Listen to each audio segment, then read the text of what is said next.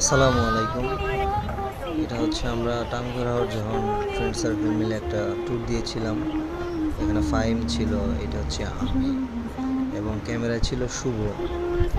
সত্যি যখন টাঙ্গুয়ার হাওর যাচ্ছিলাম তখন একটা খালের মধ্যে দিয়ে যাওয়া লাগে। ওই খালের পানিগুলা সত্যি অন্যরকম। এটা হচ্ছে আমার ফ্রেন্ড শুভ, ও আমার কাছে ক্যামেরাটা দিয়েছিল।